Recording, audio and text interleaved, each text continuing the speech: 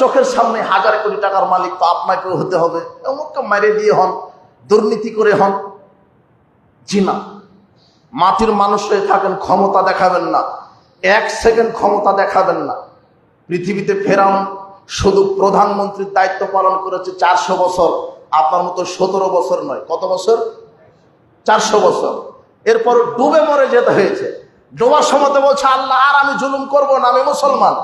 আল্লাহ বলছেন এখন কত মানুষের উপরে জুলুমবাজি করেছে, এখন আর চলবে না। মাত্র কয়েক সেকেন্ডে পটকা মাছের মতো পেট খুলে মেরে দিয়েছেন আল্লাহ। কাকে? ফেরাউনকে। আপনি আবার কিসের ক্ষমতা দেখান? আশ্চর্য কথা। ছেলে শোনো, কোনোদিন চাঁদাবাজি করবে না, তওবা করো। টেন্ডারবাজি করবে না, সন্ত্রাসবাজি করবে না। তুমি কাপুরুষ, তুমি কেন বলো আমার দল ক্ষমতায়, আমি অমুক নেতার কর্মী, আমি ক্ষমতাবান? জি না, তোমার নেতা আজকে নেতা আছে, কালকে তোমার নেতাকে খুঁজে পাওয়া যাবে না। তুমি যদি পুরুষ হও তুমি বলবে আমি আল্লাহর গোলাম। তোমার নেতার ক্ষমতা আজ আছে কাল নাই, আর আমার আল্লাহর ক্ষমতার কোনো শেষ নেই। তুমি এই পরিচয় দাও যে আমি আল্লাহর গোলাম। আমি গোলাম কার?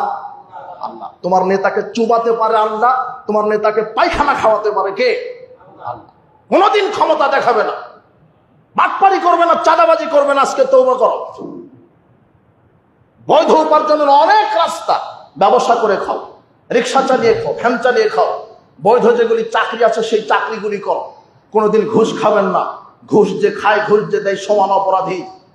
উপস্থিত জুমার খুতবার মুসল্লিবৃন্দ, রাসূল সাল্লাল্লাহু আলাইহি ওয়াসাল্লামের ওই কথাটা বুঝাতে গিয়ে আমি এই কথাটা নিয়ে আসলাম।